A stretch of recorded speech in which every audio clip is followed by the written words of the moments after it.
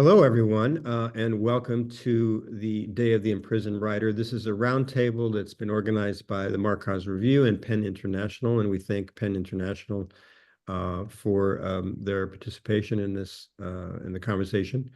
I'm going to introduce our guests and have a short general introduction, and then we'll get right into it. First off, I want to introduce Ahdaf Soueif. She's the author of, among other novels, the best-selling The Map of Love, which is shortlisted for the Booker Prize and translated into more than 30 languages. She's also the author of In the Eye of the Sun and Cairo, a City Transformed, her account of the Egyptian Revolution of 2011. Also, in 2007, Ahdaf founded the Palestine Festival of Literature, PalFest, which takes place in the cities of occupied Palestine and Gaza. She's been awarded 4 honorary doctorates and was the first recipient of Palestine's Mahmoud Darwish Award in 2010. In 2019, she received the European Cultural Foundation's Princess Margaret Award. We're also honored to have Maaza Mengiste, the author of The Shadow King, also a book that was shortlisted for the Booker Prize and recipient of the American Academy of Arts and Letters Award in Literature. It was named a Best Book of 2019 by the New York Times, NPR, Time L, and other publications. Beneath the Lion's Gaze, her debut was selected by The Guardian as one of the 10 best contemporary African books. Maaza has been awarded fellowships from the Guggenheim Foundation, DAAD, the Coleman Center for Scholars and Writers, and the Fulbright Scholar Program. We also have with us Mina Thabet with PEN International. He is a UK-based writer, researcher, and human rights expert, focuses on the Middle East and North Africa. He's the head of the MENA region for PEN International and has been covering issues of freedom of expression and challenges that writers face across the region. So again, thank you for joining us. I see people are streaming in. We are, cursed to be living in very interesting times, maybe altogether too interesting, times in which a so-called democracy that is a standing member of the United Nations and the international community is assassinating journalists in Gaza and Lebanon at a pace never seen before in modern history. Israel has killed more members of the media in the past year than were killed in all of World War II and the Vietnam War combined, according to the Committee to Protect Journalists. At the latest count published yesterday, 137 journalists and media workers are among those killed. And it does this with complete and total impunity. And we'll be talking about what this has to do with imprisoned writers and international law. There hasn't been a serious objection heard from the United States or Western European governments on behalf of imperiled or murdered journalists that I'm aware of. Maybe among the panelists, we will hear about that. But we are here to talk about writers in prison. And still we have to ask, why should Western governments bother raising a major outcry about journalists and writers and even poets who are serving prison terms in many countries when they've done nothing to stop Israel's murderous campaign on Arab journalists? We also have to talk about, if we have time, how spyware and other forms of AI, artificial intelligence, is being used to spy on journalists and writers. We may get to that, we may not. There are a lot of potential angles that we could be tackling today. We're going to try to restrict ourselves to discussing writers in prison and what can be done. I think the first question we have to ask ourselves is, if dozens, hundreds, even thousands of writers, there are 60,000 political prisoners in Egypt, there's over 50,000 in Turkey and so forth. If all of these writers, activists, and intellectuals can be so readily imprisoned for their ideas, words, reporting, truth, what does that say about our respect, about the sanctity of international law? And I would ask any one of you to tackle that question.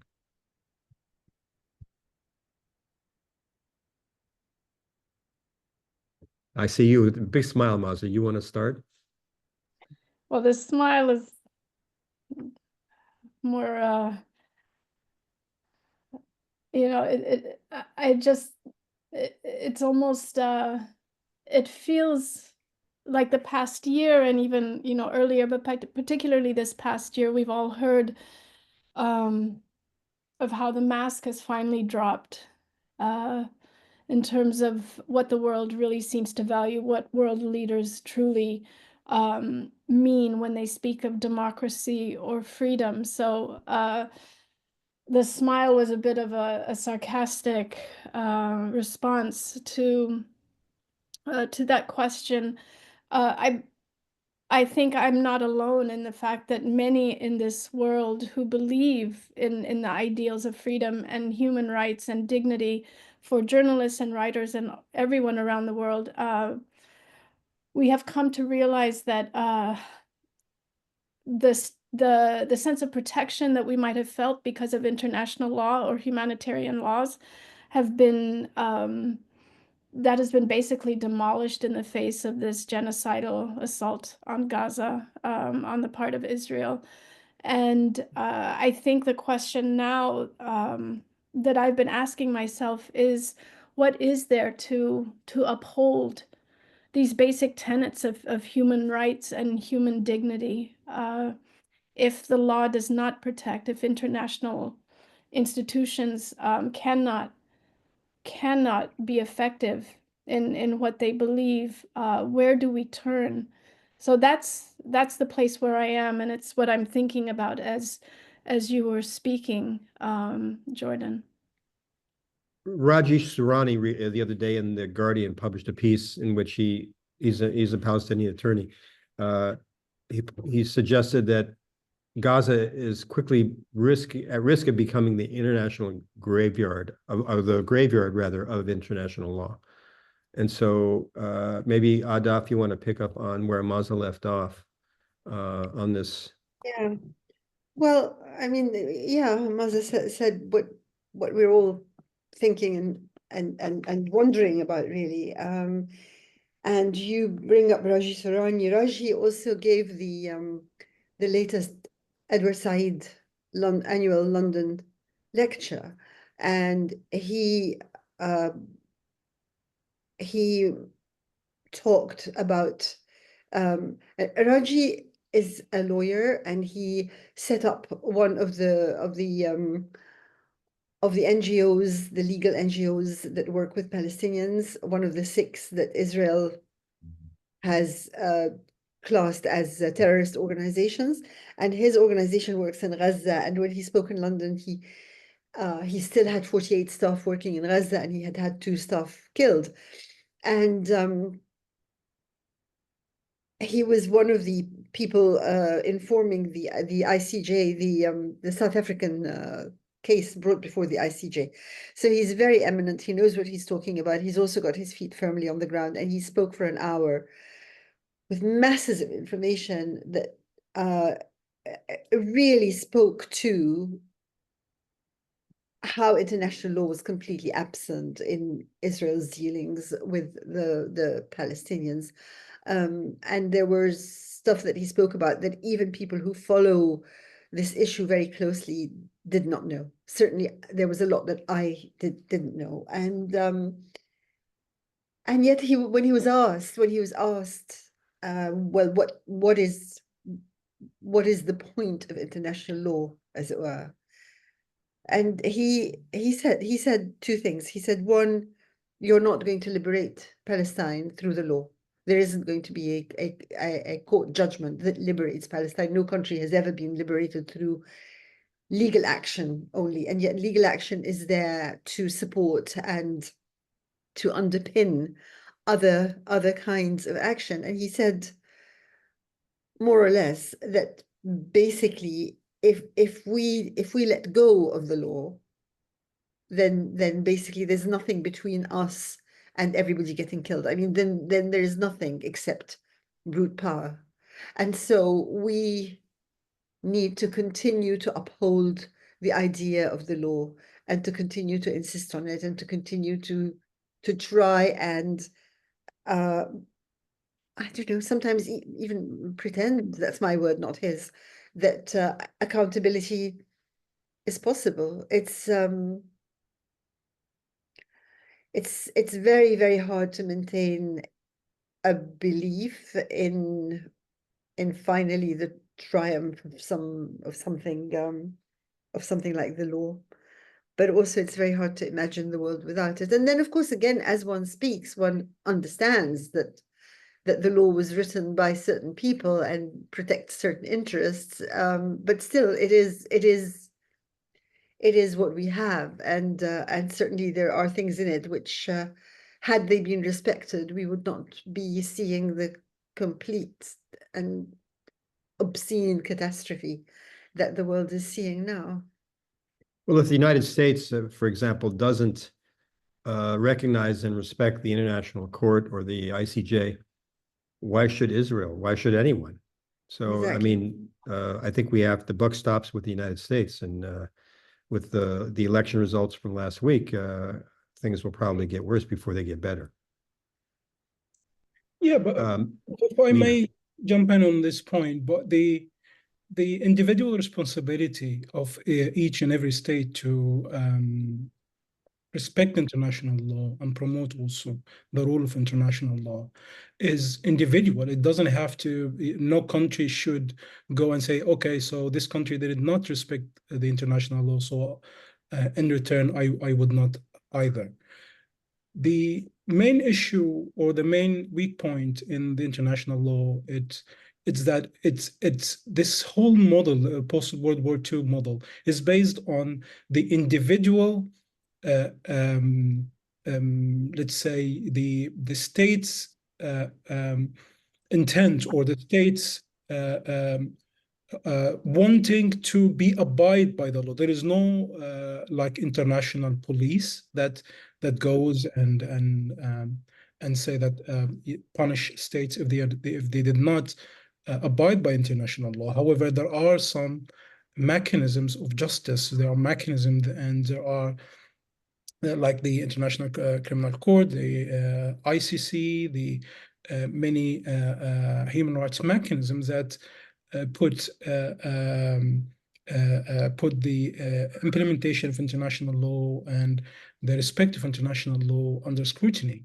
And we can see there has been, post-World War II, there has been accountability for lots of crimes and lots of violations to international law. However, it also comes back again to the willingness of states to implement international law and to respect international law. And throughout the last year, we have seen a huge setback, and we can see that there is a relentless attempt to redefine our understanding of international law, to redefine what it means to target civilians, or to just arbitrarily remove the enshrined protection of all civilians without looking into their ethnic or religious background, or their skin color, or who they are, or where they are. It just blanked. International law doesn't tell you that this person is a civilian or this person is not civilian, as long as they are not taking direct part or active part in hostilities. They are civilians and they are protected by law. But we have seen by countries who pride themselves that they have long history of writing these or drafting these laws, that they completely go against this law. They completely lie again. And we can see a very twisted and manipulated interpretations of international law that allows a genocidal regime to commit genocide on TV 24/7 for the last year and now a month. I want to ask you, though, Mina, and this question is to Ahdaf as well, and this is a little bit off script, but do you feel as Arabs that there is a double standard? And it isn't just Gaza, it's also Syria. Look at Syria, look at the way the international world community reacted to the Syrian civil war, which is, Russian and Syrian regime bombing civilians, and versus Ukraine. Look at the way people were killed in Iraq. 100%. So it's not new, but it's become really much more obvious. But what I can say that there is no parallel to what is happening now to Palestinians. There is no parallel to the dehumanization that we have seen of Palestinians, pro-Palestinian voices. Everyone who dared to speak on behalf of Palestinians have been branded as anti-Semitic, has been branded as that been demand to ask to do you condemn this, do you condemn that before even they speak. They've been so from my point, I think there is no parallel to what is happening now to Palestinians and pro-Palestinian voices. The double standards is starkly, clearly, well, it's clear. The double standards, how people, so if you see how the reactions from Western politicians and also from Western media establishment, if you can see how the coverage of the events, you can see the double standards. You can see that victims, children have not been even looked at as victims. Children are not being even portrayed in media as victims of the war, and like there is no way, there is nothing international law does not give full protection for children, for women, for people, for medics, for even writers. We have 2023 had been the deadliest year ever for writers. We have documented the cases of at least 14 writers that we know about who have been killed in Gaza. And let's bring this. I'm sorry to interrupt, but I want to bring it back to the subject, which is imprisoned writers. This is, we're here to talk about the Day of the Imprisoned Writer, which is being celebrated on Friday the 15th. Let me go to Ahdaf and mention in your fiction, in certainly in the Map of Love, you walk a delicate balance between fiction and talking about the politics of Egypt then and now. You talk about corruption and autocrats. You also deal honestly with Egypt's politics in your book, Cairo, My City, a Revolution. You grew up in Egypt under autocracies, and you are you free to write what to say what you think and argue for what you believe? And I'm just wondering if you can talk about that, because I know it must be extremely frustrating for you that your nephew Alaa Abd El-Fattah is still in prison in Egypt.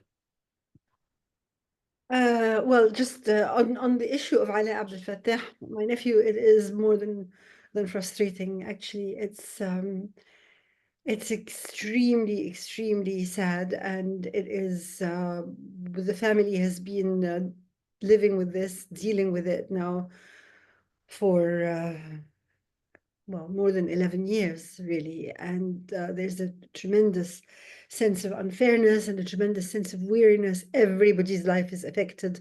Some of the younger generation of our family, really, their life is on hold. They do nothing except campaign for Alaa.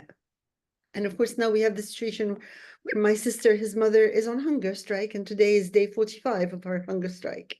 And there's no response from the government. So yeah, it's a very bad, sad time and situation on that. On the issue of and let me just, if I could very quickly go back to your last question, there is definitely a double way of seeing things and dealing with things. And of course, the Western enmity, I mean, Arabs and Islam get elided, and there's an enmity to Islam since Islam appeared, certainly since the Crusades and so on. And it sort of, it goes underground and then resurfaces in different ways. And of course, 2011 was a brilliant bringing together of all the possible kind of hateful tropes that could be directed at Arabs and so on. So yeah, I mean, there's no question, but that people from this region are seen differently from people in the white regions in the north. On my own writing, things change. You mentioned the Map of Love. The Map of Love was published in 1999. Egypt was in a different situation then. The Mubarak regime was trying to play nice, was trying to look as if it was democratic and so on. Mubarak himself wanted or was being pressured to try and sort of give have his son succeed him, and so he was trying to be democratic. So there was a lot of space. Also, I work and write in English. So I'm published in England in the year 99, and that's really nothing to do with Egypt. There were repercussions for earlier things that I wrote, but they were more of a social rather than political nature. Can I just ask you why you made that choice? Was it a choice to write in English, or was it not a No. choice? No, it was not a choice. It was not a choice. I mean, to be very brief about it, I lived in England from when I was 4 till I was 7. And at that point, people believed that you didn't use 2 languages with a child. And so I spoke English. And also those being those years, I started to read in English. So I learned Arabic again when we came back to Egypt when I was 7 plus. And they are both, English and Arabic are both my first languages, but I have much more mastery over English, and I read much more in English, because also we have the thing of the classical and the spoken Arabic in Arabic. And so anyway, so basically when I sat down to write eventually, after many years of thinking I would write but not doing it, I was surprised to find that I was writing in English. And what happens is that all the narrative comes in English, and then some of the dialogue, if it's spoken by Arab characters, comes in Arabic, but with its own translation. And so no, it was not a choice. I wrote in Arabic only just after the revolution, and not fiction. I wrote articles. I wrote a weekly column for Ashuru. And it was quite a struggle to begin with, and then I got into it. But it was all my ability. I'm very, very aware of the richness of Arabic. I'm a very good receiver, but I don't have the facility. So yeah, so I can write an article, but I can't write fiction. So Let me go. Let me go So- back for a second. Sorry, go ahead. well, I was just going to say that, and then of course you mentioned Cairo, the Cairo book. And the Cairo book was written in the revolution, during that year I was writing it. And so of course there was no question of worrying about what I wanted to say. I just wrote what I needed to write, and then I translated it into Arabic, and then it managed to be published in installments in a shuru until in 2016 the curtain came down, and no more columns from me, no more anything to be published in Egypt from me. There was an unspoken ban. So yeah, I mean, circumstances really vary, the time and the language and the context. Now, both your nephew and I believe your sister Layla and you and Mona as well are also British citizens, right? And you've obviously lobbied the UK government, different governments, it keeps changing, to help release Alaa from prison. Why do you think they're sitting on their hands? Why haven't they done more? Yeah, the real answer is I don't know. And I mean, this is something that we talk about, and my sister says I've given up on second guessing governments a long time ago. We don't understand, because we feel that this is an easy ask for them, and they don't ignore us. They communicate with us, they meet us, they seek meetings with us. They assure us that they're doing everything that they can. They assure us that Alaa's name comes up in every governmental meeting in any department.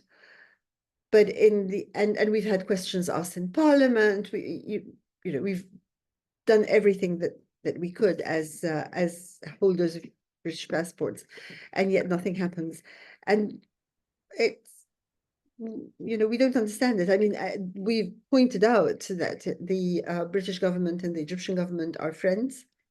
They believe that they share interests, and so it doesn't even have to be confrontational.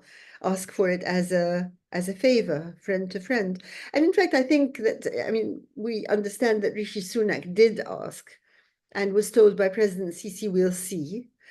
But they are really, I mean, they make representations, they meet us, and then they make representations to the Egyptian government, and then they are content to go away with whatever fobbing off they get from the Egyptian government.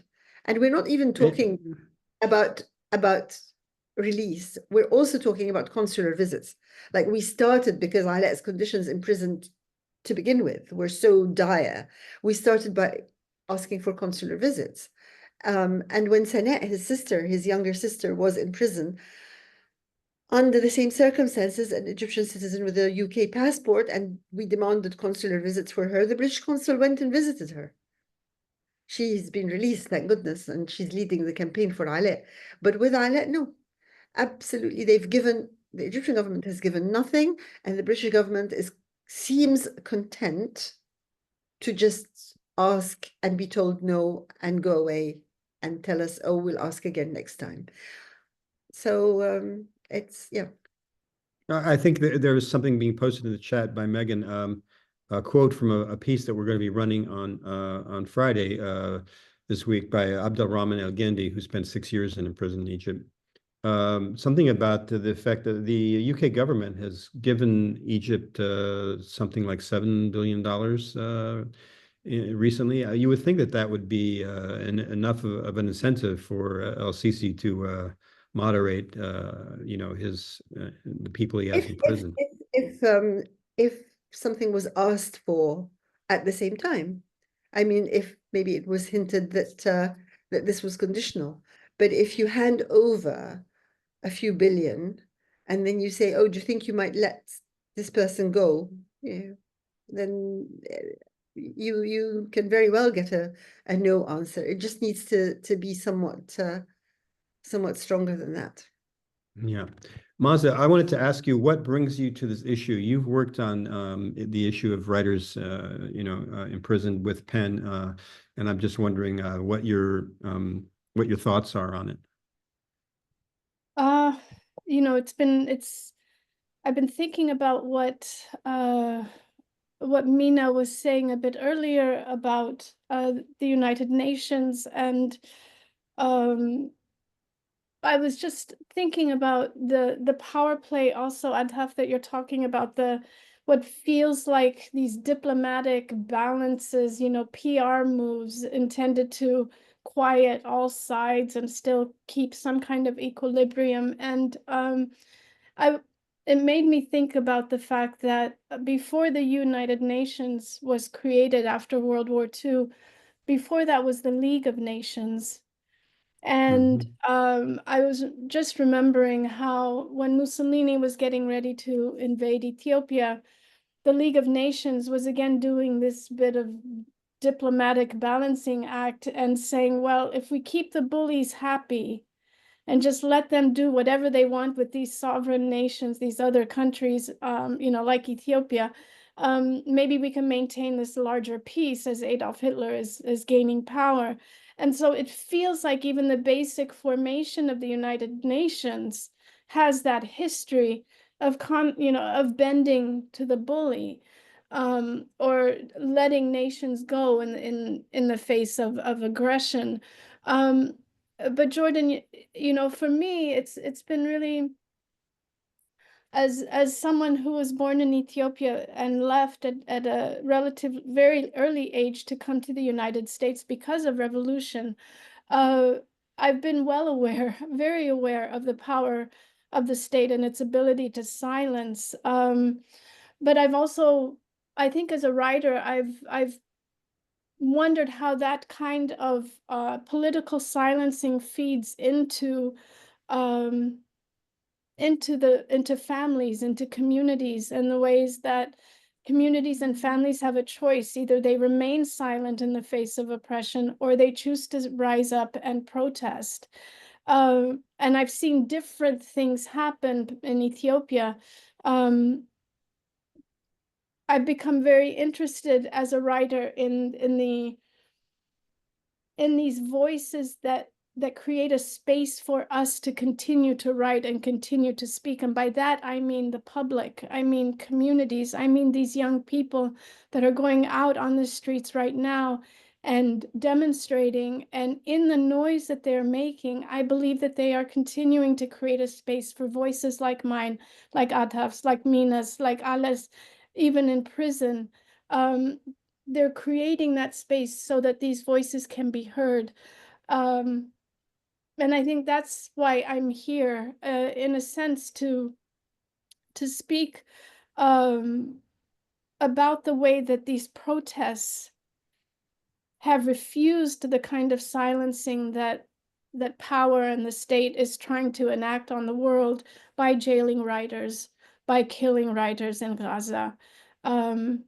Every video, every quote that I see on those marches and on those protests, quotes by imprisoned writers, is a refusal on the part of the people and communities to keep words imprisoned, even if the writers are. Mina, let me ask you. Thank you for that. It brings up a lot of questions. I wanted to ask you if there is a conversation at Penn International about where we're going to go next year with Trump re-entering the White House and his threat to silence political or to punish political enemies, and he calls the press the enemy of the people and all that. Are you guys having conversations about how you're going to resist that, or because I don't think it's going to improve the condition of writers anywhere. Well, before I get into this point, I would like to just very briefly speak about the campaign of the Day of the Imprisoned Writer. So it has been a very long-standing tradition for Penn International to campaign for imprisoned writers. We started this campaign in 1981 by the Writers in Prison Committee of Penn International. We have been preserving this specific day, the 15th of November, every day since 1981, in which we feature cases of imprisoned writers from around the world. And their cases we tend to select as an emblematic cases of the type and the kinds of the threats and challenges against writers worldwide.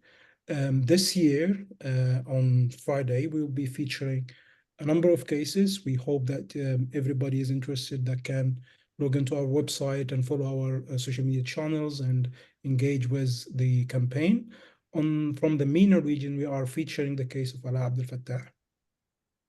And we are trying to use our collective influence, our collective efforts to put a strong push for these writers, the main cases that we are featuring.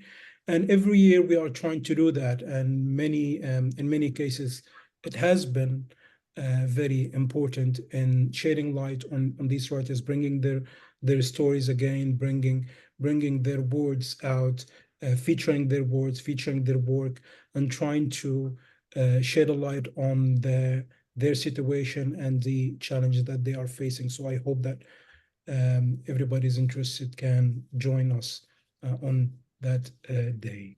With regard, of course, I think it's not only Trump or not only the rise of far-right politics in America, but also across Europe. And as we can see across the world, the rise of far-right extreme politics that has severe repercussions on freedom of expression. And I think there will be a need for a collective efforts to counter these hateful rhetoric, the hateful speeches, the hostile environment against freedom of expression. So I think it's a very long conversation that should only happen within our circles, but I think it's way far beyond that, and it would mean that we need to do a lot more. Thank you. I think sorry, go ahead.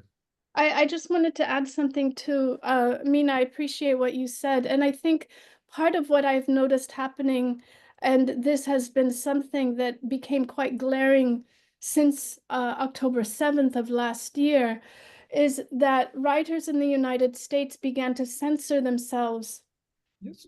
before Trump has even come in. And we noticed that in beginning in October with the the genocide starting, how many writers who have spoken so freely about feminism and about this kind of oppression and this kind of thing completely shut up when it came time to speak about Gaza. And it still continues. And so and we see on a larger scale how the Washington Post did not, the editorial did not back one particular candidate, did not endorse a candidate because of fear of what would happen if Trump or when Trump got elected. And so there's this censorship that has been ongoing.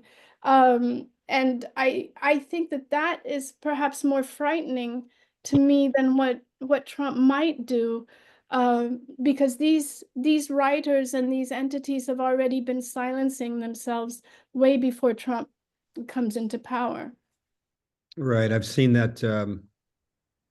I asked a writer translator friend of mine recently why he had mentioned nothing about Gaza in all of his many tweets, and he accused me of policing his feed, and basically said goodbye, like he won't ever talk to me again. And I'm still mystified why he hasn't mentioned it. And that's true. There's a lot of people that don't talk about it, and I think that they're afraid. I think they're afraid of the repercussions, maybe at work or among their friends. And that, of course, on the other side of it, there's a whole lot of people who are talking about it, and some of them have been in the U.S. Fired from their jobs at universities. There's a lot of self-censorship, but there's also a lot of other kinds of oppression going on. I mean, I think it's like that's why a position and actions like those of Ta-Nehisi Coates recently, where he has like completely come out for Gaza and for Palestine and continues to do so, and wrote a book, and he's getting, I mean, he's big, he's a big writer, and he can take it, but he has been getting a lot of attention and a lot of it hostile. I noticed him on a talk show just yesterday, actually, and his appearance was very brief. And I noticed both the host and he were very diplomatic. But so the way that he referred to what he observed in the West Bank and in East Jerusalem was, he said, this is segregation. Roads for Palestinians, different roads for Israelis, different colored license plates, different laws. He didn't use the word apartheid, he used the word segregation, which is really interesting. It is very interesting. I think I mean, my hunch would be that it's because that's of a piece with what he has been working on. He talks about segregation in the US for the Black community. You can't call it apartheid in the US. And he's trying to draw that parallel and that similarity. Absolutely. I have a question that I guess we'll put out to both of you who are novelists here. There's something that we don't talk about very much when we talk about writers in prison or writers who are afraid that they could be imprisoned for their work, and that is, well, two things. One is the pain of exile, of having to leave. And, I know of a couple of cases personally of writers that I've worked with from Egypt, Ahmed Naji and Abdelrahman El-Gendi, have gone to live in the US, and now they are both having to write in English when Arabic was their language of choice before that. There's this other, outcome from having gone through this experience, is that you feel like you have to leave to be free. And so, Egypt is one country that's experiencing a kind of cultural brain drain. I don't know, if anyone wants to comment on that. Well, I guess since you're Since you mentioned Egypt, maybe I should jump in on that. And I think that, okay, things are pretty dire here, but I would not say there was a cultural brain drain. There's a general brain drain. I mean, doctors are leaving, techies are leaving. Basically, there's a huge impulse to leave, and people, yeah. I mean, it's very strange because Egypt has never been a pusher out of her people, but now this is very much so.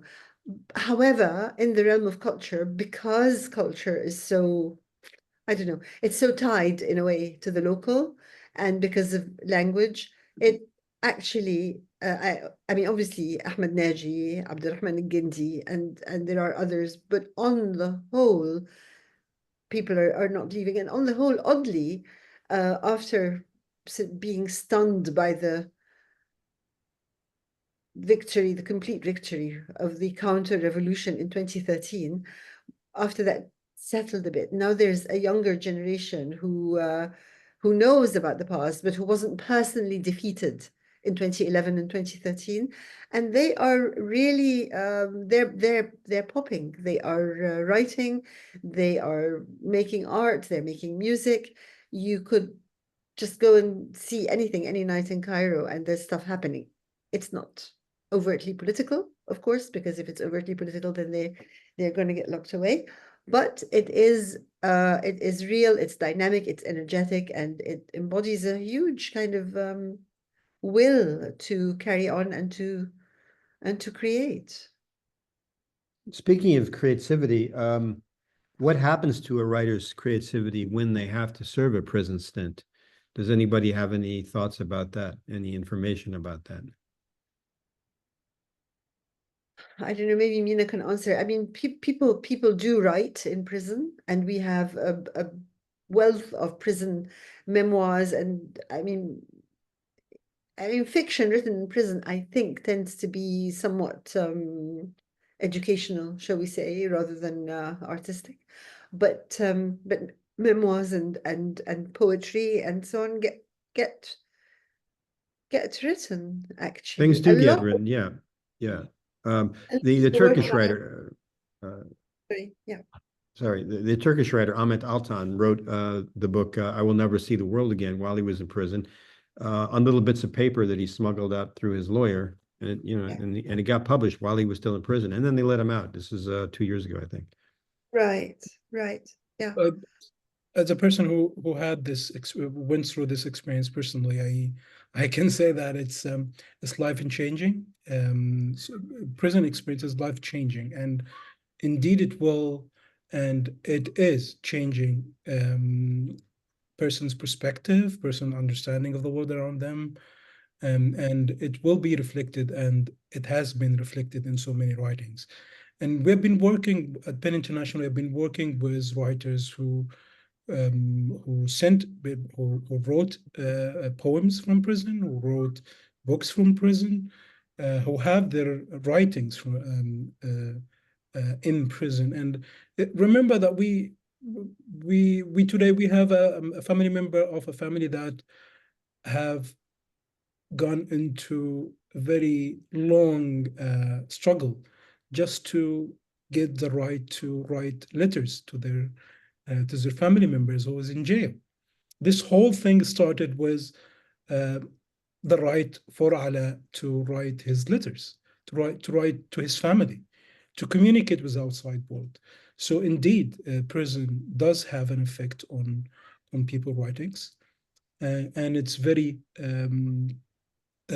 personal to to every and each experience.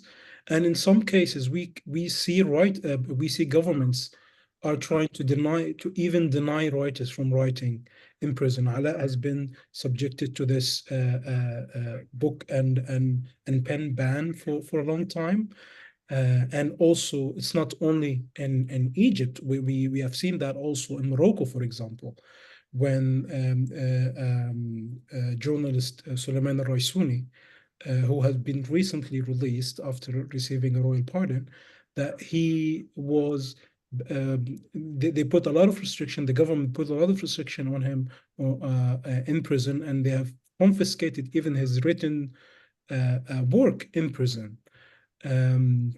So we have seen that the government is trying to even curtail your freedom to write and your freedom to express yourself, your freedom to communicate with the outside world, and that also reflected in people's writing. You know what I wonder, and this maybe is a question for Maaza because you are a history buff and you like to do a lot of research, but I wonder if we've ever been in a worse period for writers than we are right now. Sorry, Jordan, I laughed at that because I feel like every generation feels like that. You know, I don't think there's any comfort in the truth of the fact that so much of this is cyclical. I've researched this across history.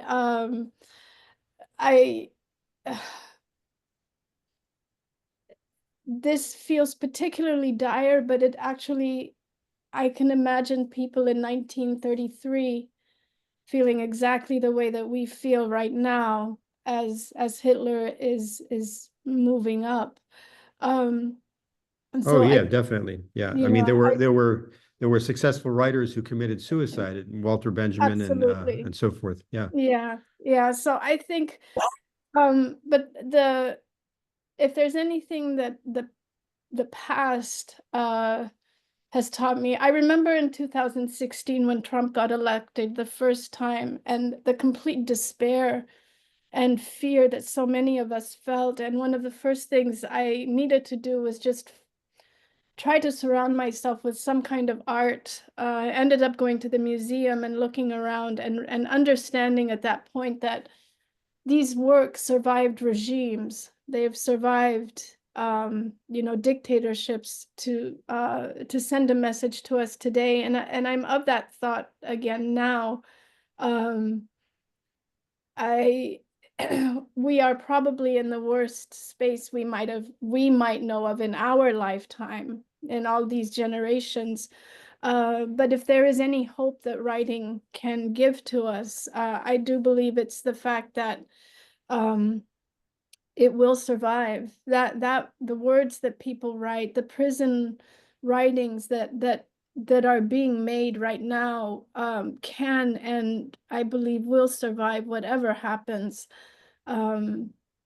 Yeah, and I appreciate Ahdaf you talking about the younger generation in Egypt, because I see something similar around the world. Even as we talk of Gaza, I think we can't forget Sudan and the Congo and what has happened in Tigray and other parts of Ethiopia. And there is a generation that is rising up to insist on writing and creating some kind of art that speaks against power and a complete erasure. I want to mention to our audience members that we are going to take questions. We have a few minutes to do that. While we wait for your questions, please post them in the question box, and we'll get to them. I would ask our guests if you have anything coming out soon that we should be looking for in terms of your recent work. I'm so sorry. Was that to me?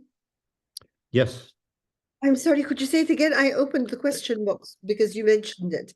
And so I was looking at the question box and not paying attention. I'm Oh, sorry. I'm sorry. Yeah. What do you have coming out? Are you working on anything right now? Or do you have any new work we should be watching for? Oh, thank you for asking.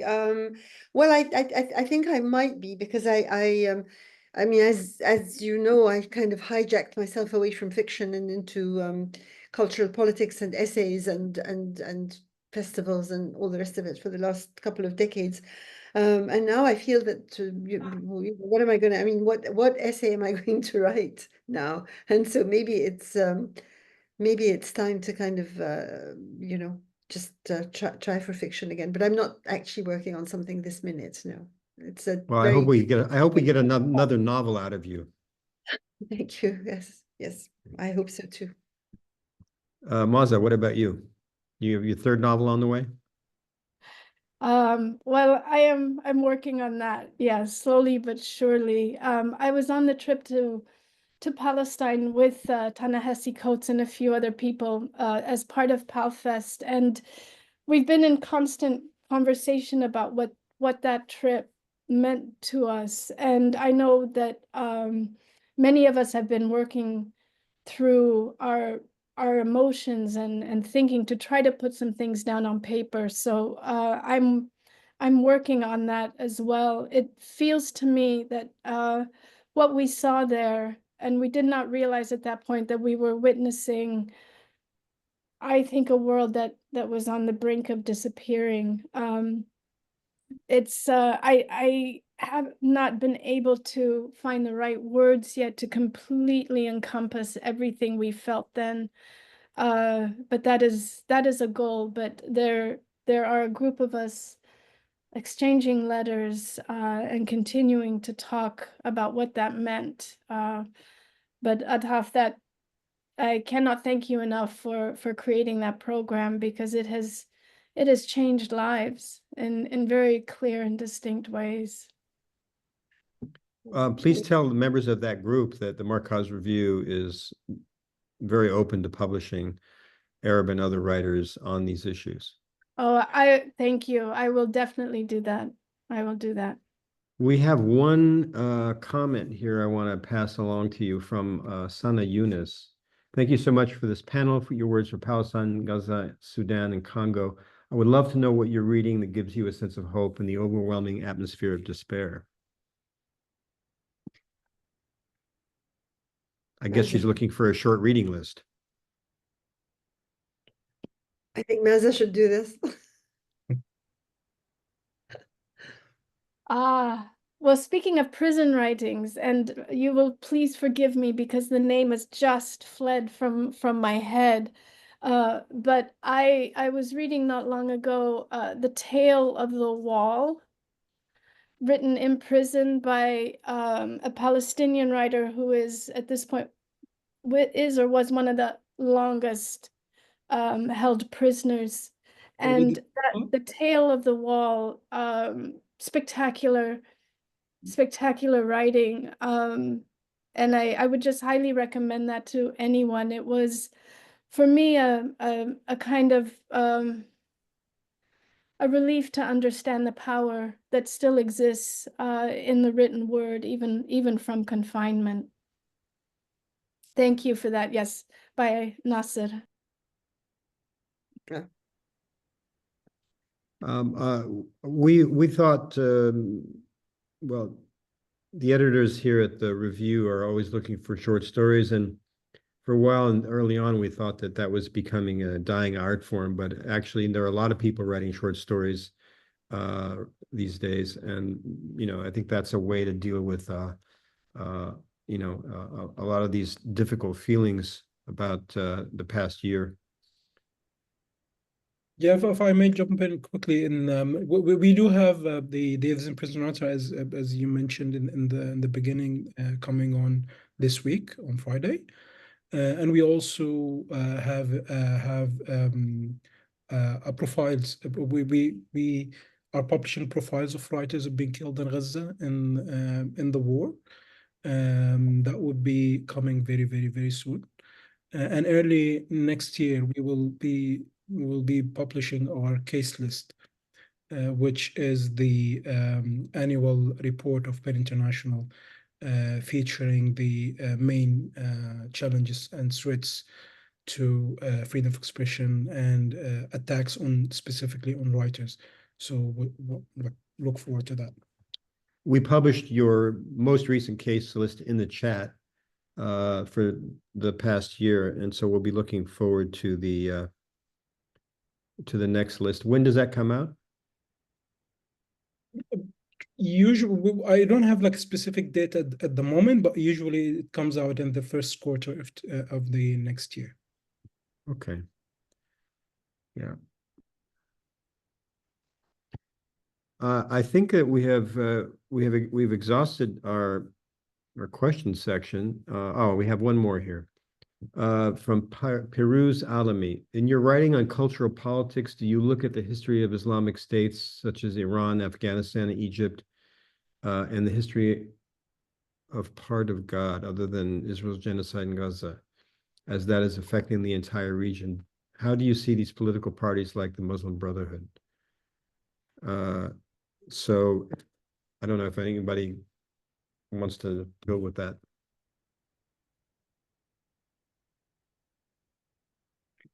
So the question is, how does one see the Muslim Brotherhood and sort of similar parties that are faith-based? Is that the question? I think so, yeah. Right. Well, again, I mean, they're products of their circumstances. So the Muslim Brotherhood, like, was formed at a particular time and was part of the general texture in the 30s and 40s, the general texture of Egypt, and then they were pushed down in the 50s and the 60s, and then when President Sadat came to power, because he wanted to turn the country away from the policies of socialism and Nasser and so on, he needed to beat down the left and used the Muslim Brotherhood to do that. In fact, like sort of rigged elections, student unions, union elections, student elections, etc., to get the Muslim Brotherhood into positions of power. And so that was the beginning of their rise. And with the terrible economic circumstances that again President Sadat initiated by turning the country around as if it was a bicycle from socialism to capitalism and to crony capitalism, there was an exodus to the Gulf countries of professionals. So doctors, academics, teachers, etc., all went east to Saudi and to the Gulf to work. And when they came back with Wahhabism. And so there's the Salafi movement.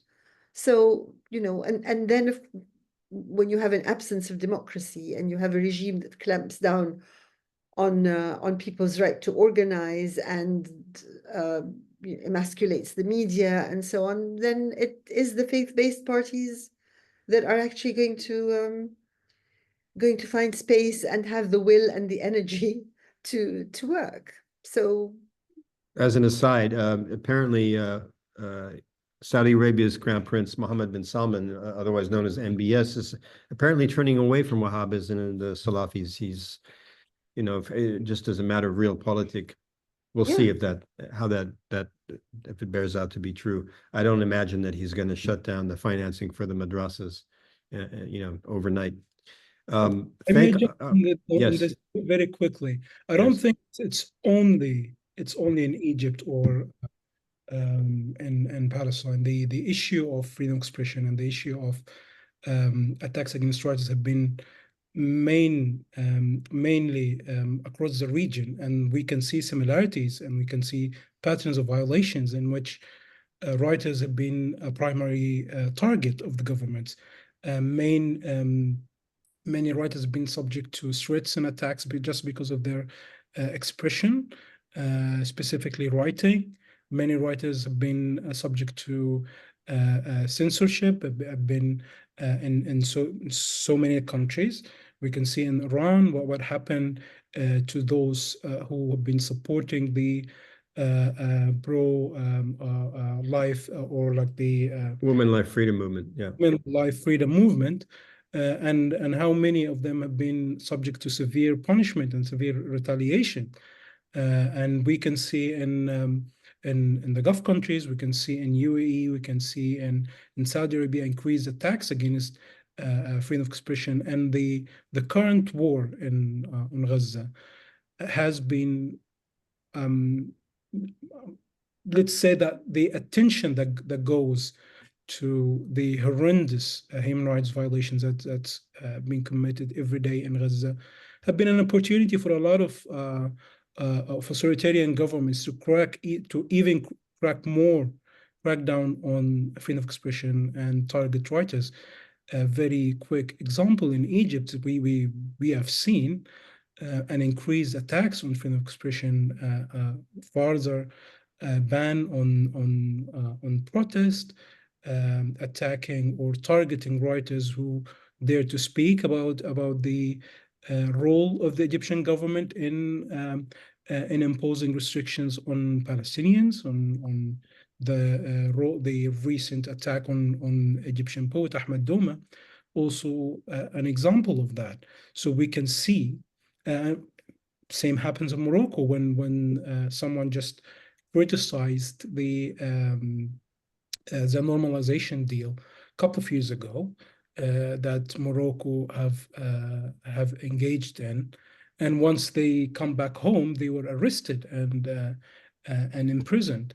So we can see that it has been across the region. The attacks have been happening, and it's not only in one specific country. Oh, I don't think anybody was suggesting that. We know that there are over 100 writers in prison in China, and there's 55,000 academics in prison in Turkey, and I mean it's such a litany that we don't have time to go through it. But I want to thank you, Mina, from PEN International. I want to thank Alaa Soueif and Maaza Mengiste for joining us for this discussion at the Markaz Review, co-sponsored by PEN International. And I think we have a few announcements as we come to a close here, if we can see them on the screen. We have a event coming up at the end of the month with a very interesting writer, Khaled Al-Ismail. We have this monthly book club. It's the last Sunday of every month. This book is apparently somewhat controversial, and I believe either the writer or the translator will be attending that. So that's on the 24th of November. Anything else here? Do we have any other announcements? Oh, yes. This book forthcoming from a couple of the Markaz Review editors, Samud, from 7 Stories Press, 46 writers and artists. It's memoir, fiction, essay, poetry. It's a very eclectic collection, and I hope that actually, if the guests here today will remember to email me your addresses, we will send you copies when it comes out. And we'll be presenting it in New York and DC late in January, early in February. I think that's about it for announcements. If there's any more, let's see it. Oh, sure. Become a member of the Markaz Review. A lot of exciting things go on behind the scenes as well as in front. We produce a couple of dozen events every year, some of them live in person, a lot of them are online. As I said earlier, I think 10 monthly issues and 40 weekly issues. Look for an article about the Day of the Imprisoned Writer this Friday by Abdelrahman El-Gendi, who spent 6 years in an Egyptian prison, and also a story by Cheryl Ono that deals with the war in Gaza and how, as an American, she's been dealing with it. Thank you again to everyone who attended, and thanks again to our guests. Thank you, Jordan. Thank you, everybody. Thank you, everyone. Thank you, Jordan. Thank you, Jordan. Pleasure. My pleasure. Bye-bye. Bye.